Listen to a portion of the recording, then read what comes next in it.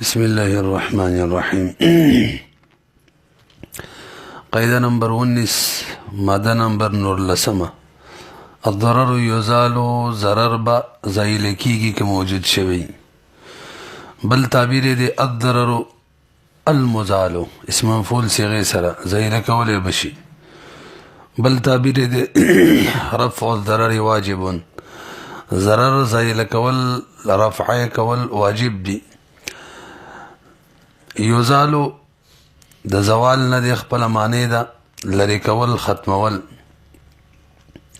مفهوم د قاعده مخکې قاعده کې مونږ ویل لا ضرر ولا ضرار، چې ضرر به کوشش کوو چې د سره موجود شي نه. دې قاعده کې وایي چې چېرې ضرر موجود شي نو برقرار به نه ساتو، زایل کوو به. کنه په څه طریقه زایل کېدلو زایل کوو به، او کنه زایل کېدلو نو کوشش وکړو څه نه څه ضرر خو ختم کو. لکه دیرشمه ماده کې را روان دي الضرر یدفع بقدر الامکان. همدا مفهوم د دې قاعده ولا مفهوم چې دی د 14مه ماده کې مو المشقه تجلب التيسير. حتی علامه ابن نجیم رحمه الله الاشباح کې لیکلي چې دا قاعده یا پاغي کې داخله ده او یا متحده ده ورسره. وهذه القاعده مع التي قبلها متحده او متداخله. خو حقیقت دا د دوړو کې لږ فرق شته. هغه قاعده تعلق دا ضرر سره و چې نه ختميږي، ضرر نه زایل کیږي، نو بس ځان سره به یو سر راوړي. یعنی د ضرر د ختمېدلو څه طریقه نشته، خو داسې به وکړو احکام به آسان کو، شریعت وی احکام به آسان کو. او دې قاعده کې وایي چې ضرر به لرې کوو. یعنی تعلق د دې قاعدې د هغه ضرر سره دی چې لرې کېدلی ممکن وي، او د هغې قاعدې د هغه ضرر سره چې لرې کېدلی نو ممکن. سره د ضرره سهولیات ورته میلاوېدل.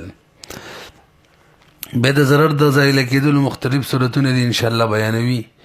یو دا چې بیخي ضرر لري کی، یو دا چې زمان لازم کی چا چې ضرر واقع کړي، یو دا چې هغه ته سزا میلاو شي. به قاعده کې وایي الضرر یزال، ضرر به زایل کیږي. نو هر قسم ضرر دی کې دا قاعده نه جاری کیږي، بلکې د کم ضرر د زوال حکم چې راغلی دی هغې دپاره 5 شرایط دي. واجب ده چې ضرر زایل شي، خو چې شرایط موجود شي. په هغې کې اول شرط دا دی چې ضرر به متحقق وي، صرف وهم د ضرر وي، د هغې زایله کېدل نشته، چې باقاعده متحقق وي. لکه متحقق ضرر ده یو سړی دی د هغه د دیوال په خوا کې یو کس کویا جوړ کی، نو قریبه ده چې د هغه دیوال راوغورځېږي، د هغه آبادي راوغورځېږي. اوس دا ضرر متحقق دی. نو اوس به حکم دی چې الضرر یزالو. یا مخکې منګه الضرر لا یکون قدیما کې ذکر کړیو.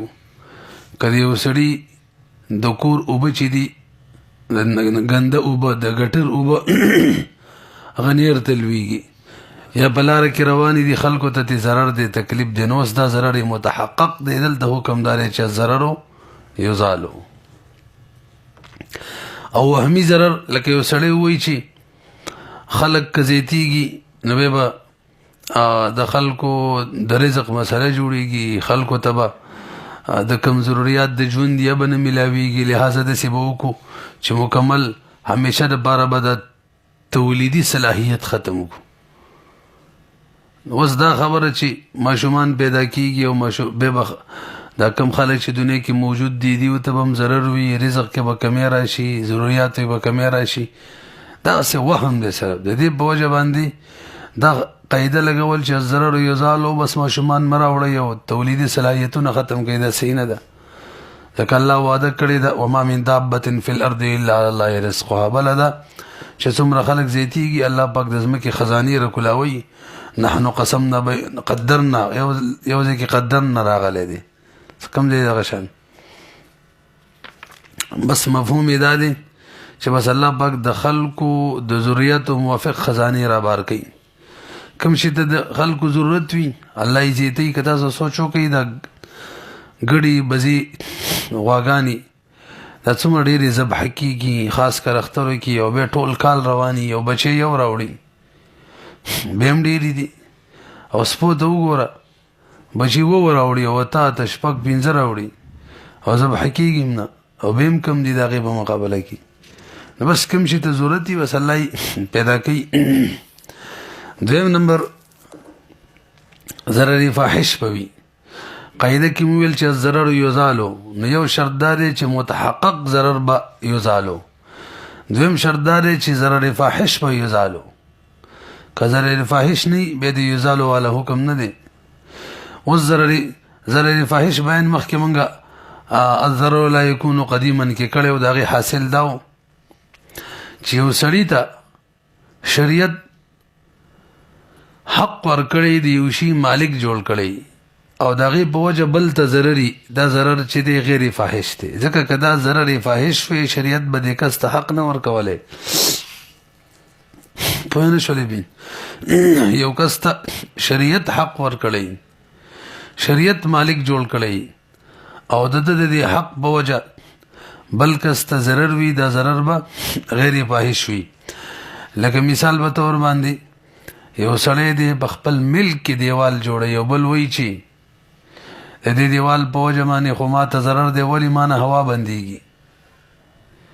نو شریعت دې کس ته د دیوال جوړېدلو حق ورکړی دی، مالک دی، دا غیر فاحش دی. که فاحش وي شریعت به ته حق نه ورکولی. نه رسوي پي د دې مثال به څه وي؟ هماغه مخکینی مثال چې متحقق وي او فاحش وي، چې یو سړی د بل د دیوال په خوا کې آبادۍ په خوا کې کویا وباسي او یا تنور جوړ کړي او د هغه آبادۍ ته هغه ته به کې باقاعده تکلیف وي، دا به ضرر فاحش وي. د شریعت د دې حق نه دی ورکړی چې دونه جوخ کویا وباسه چې د هغه آبادي پکې راولویږي. دوه شو، ضرر به متحقق وي، ضرر به فاحش وي. دریم ناحق ضرر به د کم کس ته چې ضرر دی یا کم جماعت ته چې ضرر دی، د ضرر به دیو ته ناحق ملاویږي. ناحق ضرر برون موږ بیان کړی و درې قسمه: تعدي، تعسف او اهمال. تعدي دا چې یو کس د بل فعل ته د بل ملک ته تجاوز وکړي، انشاءالله دا براله به هم راشي شری والمتسبب ولا يضمن الا بالتعدي، هلته به راشي. یو سړی د بل ملک ته باقاعده تجاوز وکړي، دې ته ویل کېږي تعدي. همدغه مثال دی د بل په ځای کې کویا جوړوي یا په خپل ځای کې جوړوي خو د بل دیوالو ته رالویږي. دویم نمبر تعسف. تعسف هم ویلو چې یو سړی خپل ذاتي حق داسې استعمالوي چې د هغې په وجه باندې نورو ته ضرر وي. همدغه کویایي مثال دی، خپل ځمکه کې جوړوي خو بل ته ضرر دی. او یا اهمال وي د سړي چې شرعي کومه ذمهواري هغه نه پوره کوي، د هغې په وجه خلکو ته ضرر دی. نو دې ته ویلی کېږي ضرري ناحق. تعدي د وجې نه، تعصب د وجې نه، اهمال د وجې نه. درې شو، ضرر به متحقق وي، فاحش به وي او ناحق به وي. دې کې ناحق هغې کې مسله د ظفر ده. تاسو ته معلومه ده یو سړي په چا باندې حق پورې نه ورکوي. متقدمینو فقهاو لیکلي چې کولی شي د خپل حق د جنس نه وصولي وکړي او په کومه طریقې چې وکړله صحیح ده. لکه نبي علیه الصلاة والسلام حضرت هندي ته وایي د حضرت سفیان رضی الله تعالی عنه د مال نه هغه عمره راخله چې ستا او ستا د بچو کافي کېږي. همدغه دلیل دی. متاخرین وایي که د حق د جنس نه یو که د غیر جنس نه، نو بس چونکې ابل کس ته ضرر ورکوي او ناحق ضرر ورکوي چې د حق پې دی او نه ورکوي، بس وصولي کولی شي ځان نه ضرر دفع کوي. ضرر یزالو دی. څلورم نمبر ضرر به داسې چې په مصلحت مشروعه کې به خلل واقع کوي. ضرر به داسې چې د یو سړي په مصلحت مشروعه مصلحت کې به ضرر واقع کوي. مثلا زما ګاډی دی او یو سړی ما نه غصب کی، نو د ګاډي کې زما مصلحت دی او چونکې خپل ګاډی مې دی نو مشروع مصلحت دی. ما ته که چلوم که په کرایه چاله ورکوم او که په کرایه چلوم بهرحال هغې کې زما مصلحت دی او مشروعات دی او چا رانه غصب کړی نو ما ته ضرر شو. اوس دغه ضرر چې دی ضرر یزالو غاصب نه به جبرن دا ګاډی اخیستل کېږي مقصود منهو ته به حواله کېږي. ورسېدی اوس یو سړی دی بل مثالي چې د چا مصلحت غیر مشروع کې خلل واقع کی او ضرر جوړ شي دې کې قاعده نه جاری کېږي. یو کس ته چا شراب واړول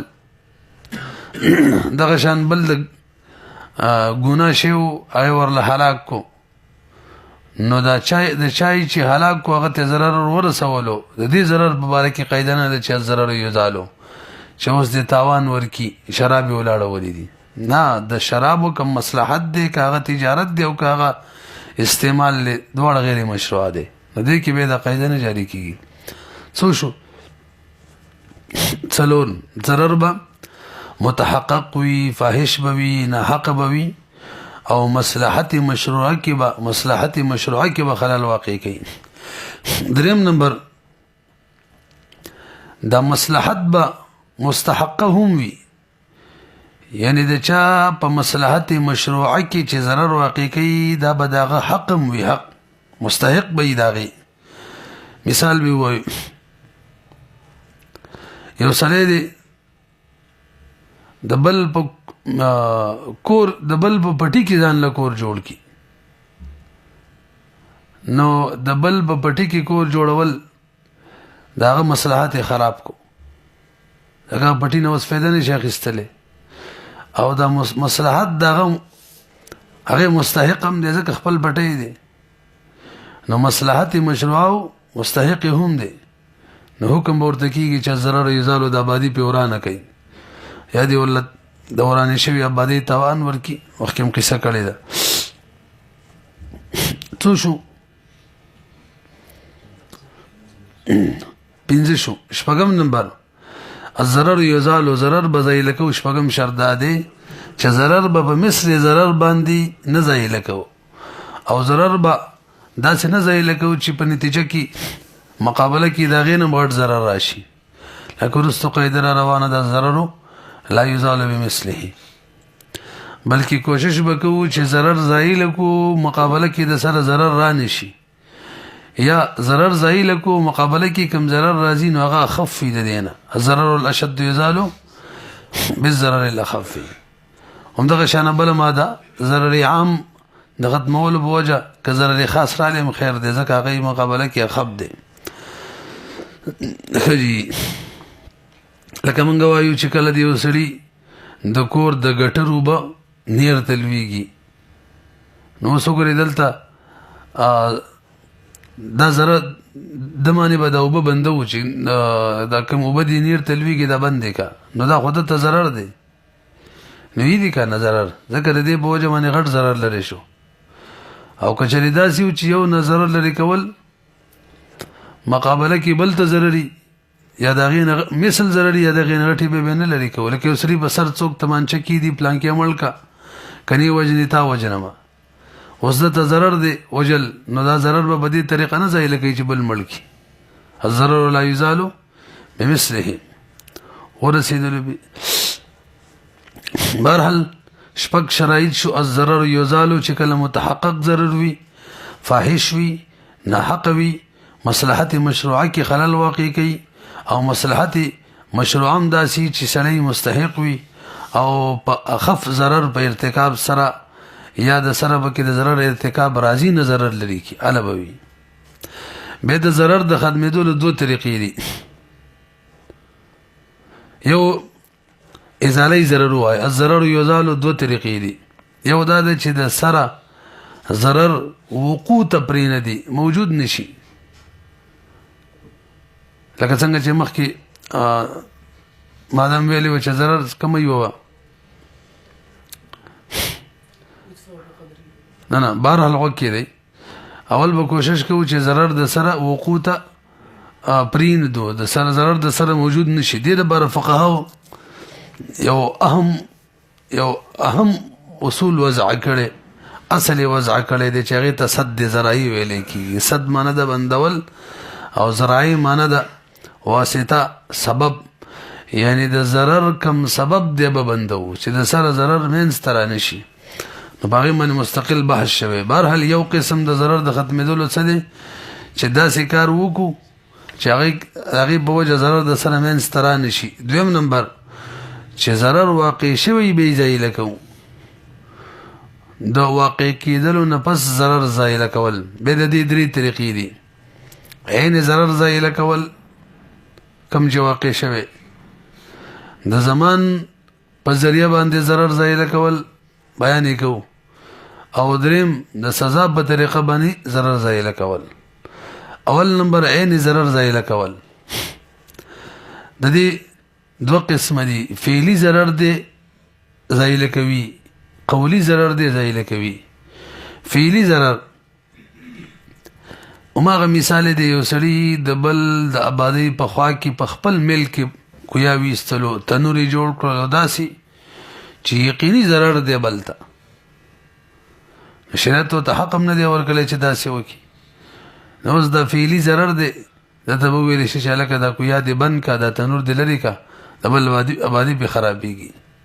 او کله کله په ترک کې هم دا راځي، لکه احتکار په صورت کې یو سړی ذخیراندوزي وکړي او خلکو ته به دې کې ضرر وي، دا فعلي ضرر دی، ذخیراندوزي کړې ده.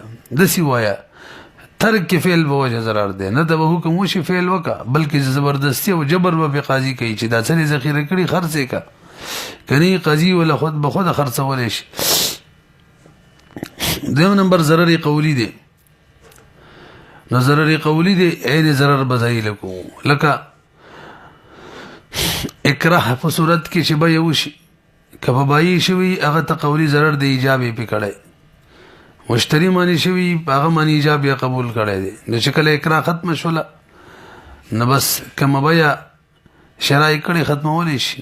دغه شان اجاره یې کړې ده، اقرار یې پې کړی دی، ابرا یې پې کړې ده. المشقة تجلب التيسير کې مونږ ویلي وو. همدغه شان خیار رویت چې دی او خیار شرط دا هم شریعت د دې د وجې نه ورکړی دی چې تا ته کوم قولي ضرر در رسېدلی چې هغه ختم کړي. دویم نمبر چې دی دا کوم یو عین ضرر ځایله کولو، او بیا د دې دوه قسمو، ضرر فعلي او ضرر قولي. دویم نمبر د زمان په ذریعه باندې ضرر لرې کول، او زمان تاسو پیژنئ، زمان خپله معنی د ذمهداري او اصطلاحي تعریف دی هو اعطاء مثل شيء ان كان من المثليات وقيمته ان كان من القيميات. زمان اصطلاح کې دې ته ویل کېږي چې د چا دې کوم شی هلاک کړی که هغه د ذوات الامثالو نه مثل ورته ورکړي، او که هغه د ذوات القیمو نه قیمت ورکړي. ذوات الامثال خو به پیژنو که نه، هغه اشیا ورته ویل کېږي چې د هغې احادو کې تفاوت نه او بازار کې موجودیږي. بهرحال د چا دې څه شی هلاک کړلو هغه ته ضرر ورکو. اوس دغه ضرر عین ضرر ځایله کېدل خو نه کېږي، خو زمان بی نو که مثل یې لرلو، چا چې ضرر واقع کړی، چا ته ضرر ورکړی هغه ته به مثل ورکړي. دې ته ویلی کېږي قضایي محضه بمثل معقول کامله. غنم یې وله مثلا هلاک کړي، غنم ورکړي، او که چېرې د ذوات القیم ونه قیمت به ورکوي. دې ته ویلی کېږي زوال د ضرر په طریقه د زمان باندې. نو قیمت ورکول دم قضایي محضه معقوله ده، خو بمثل قضایي محضه بمثل معقوله ده، خو قاصره ده، چې کله صورتن او مانن دواړه مثل وي بیا ورته کامله ویلی کېږي، ذوات الامثال وکړه. او که چېرې صرف مانن وي قیمت ورکولي نو بیا څه قاصره. بهرحال پوه شولې پې. نو یو عین ضرر ځایله کولو دوه صورتونه وو، ضرر فعلي ضرر قولي. یو د زمان په ذریعه باندې ضرر ځایله کولو، د دې هم دوه صورتونه شو. یو مثل ورکول ذوات الامثالو کې، بل قیمت ورکول ذوات القیمو کې. دوه دریم نمبر ضرر واقع شوی دی او ځایله کې د سزا په طریقه باندې، د سزا په ذریعه باندې. د هغې لپاره مثالونه، یو سړی دی قتل عمد یې کړی دی، سزا ورکړه، قصاص یې کړه. دې سره به ضرر ځایل شي د مقتول ورثو ته کوم ضرر رسیدلی به ختم شي دویم معاشرې نه به ضرر لري شي دغه شان که قتل خطا دی نو دیت پکې واجبول وغیره او دغه شان که چا داسې کار کړی چې هغې کې حد نشته دی تعزیر او دغه شان حدود دی وایم یو سړي چاته د زنا کنځل کړي دي د زنا نسبت کړي او ثابت یې نه کړه حد قذف پې جاري کېږي وجه مغضوب نه ضرر لري کولی په کومه طریقه سزا په طریقه باندې او که چېرې دغه نه و نو تعزیري حکم دی بیا تعزیري کې هغه ته سزا ورکول کېږي چا چې ضرر واقع کړی دی برحال مخکې راځي اوس تفریحات واورئ کساد بازاري تاسو پیژنئ کساد فلوس چې کمی پیسې مروجي هغه د هغې رواج ختم شي بالکلیه هغې ته کساد بازاري وایي د دغه شي نو موږ هلته قدرۍ کې مسله ویلې وه یو سړی دی مثلا پاکستان کې پاکستانی روپۍ چاله قرض ورکړي دي 1 لک روپۍ او دا روپۍ په هغه پورې وي حتی پاکستانی روپۍ پاکستان کې کساد بازاري راله ختم شولې مکمل اوس خو ضرر دی د قرض خواته داین د ضرر دی نو اوس به دغه مقروض چې دی که نه غریم دا به ادایګي څنګه کوي نو د امام صاحب رحم الله رای دا ده بس الدیون تقضى بامثالها کم شی چې قرض اخیستی موقع به ورکوي که هغې کې کساد بازاري راغلي دي نو د امام صاحب په دې رایې کې قرض خواته ضرر دی او د صاحبینو رای دا ده چې نه قیمت به ورکوي نو د صاحبینو رای علماو راجحه کړې ده ځکه د امام صاحب په رایې کې ضرر دی والضرر یزالو لنډه داره د ماده په دې اعتبار سره لګي دلته چې د امام صاحب کوم رای ده هغې کې قرض خواته ضرر دی او ضرر یزال حکم دی لہذا فتوا د امام صاحب په رای نه صاحبینو په رای وي بیا تاسو ته پته ده د امام ابو یوسف رحم الله رای دا ده چې کوم ورځ باندې ورته ورکړي دغه ورځ باندې د دې څومره قیمت و پاکستاني روپۍ 1 لک مادي جانزیب ته ورکولي اوس چې کومې روپۍ له مروج چلیږي بالفرض ډالر مروج چلیږي نو هغه ورځ باندې د دې څومره ډالر جوړېدل هغه راته راکړي 1 لک روپۍ پاکستاني مې ورکړې وي هغه ورځ یې 100 ډالره جوړېدل نو هغه ورځ یې والا حساب سره به 100 ډالره راکړي او امام محمد رحمه الله وایي چې نه اخري ورځ چې اخري ورځ پورې کوم چلیدل چلان یې جاري و هغه ورځ یې کوم قیمت و د 1 لک روپو 100 ډالر کېدل هغه به ورته ورکړي پوه شوې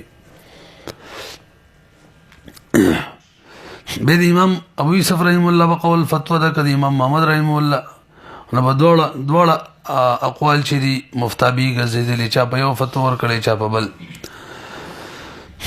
دویمه مسله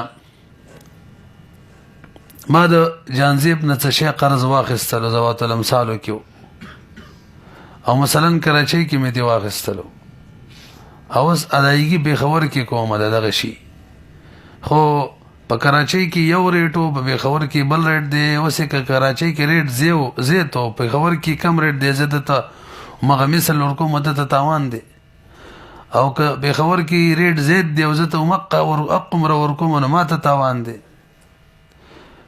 نو د امام ابو یوسف رحم الله رای دا ده چې قیمت په اعتبار سره به ادایګي وکړي کم دی کې وصولي کړې ده کراچۍ کې د هغې د دغه شي کراچۍ کې څومره قیمت دی پېښور کې دی دومره قیمت ورکړي مثل دی نه ورکوي نو ځینو علماو د امام ابو یوسف رحم الله په دې قول فتوا ورکړې ده او د دې قاعدې په وجه چې ضرر یزال سړي ته ضرر دی خو عامه فتوا دا ده چې نه الدیون تقضى بامثالها دې څه اعتبار نشته دی چې ریټ یې غورځېدلی که نه دی دغسې د کام طور خلک چاله پیسې قرضه ورکړي 1 لک روپۍ نو کال پسې ته غواړي نو 1 لک روپو زور هغې عمرنۍ پاتې ویل وي هغه عمرنۍ مخکې به مثلا 1 لک روپو باندې هسې بالفرض و تقدیر 1 ټن وسپنه کېدله اوس پې نیم کېږي بهرحال حکم دا دی چې بس یا خو به دغه دا قرض خوا په 1 لک روپو واپسې منې راضي شي او که بل شی پکې ویلي نو چې د 1 لک روپو به دغه ورځ څومره کېدلو حقه دې ته والي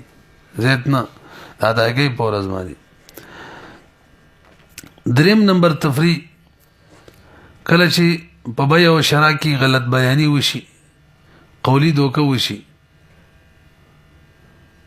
هغه که بای مشتری ته ورکی که مشتری بای ته ورکی او یا د یو دلال بل ته ورکی بهرحال الضرر یزال دا ضرر به ختمو دی قولی دوکې ته تعزیری تغریری قولی ویلې کیږي غلط بیانی وکي مثلا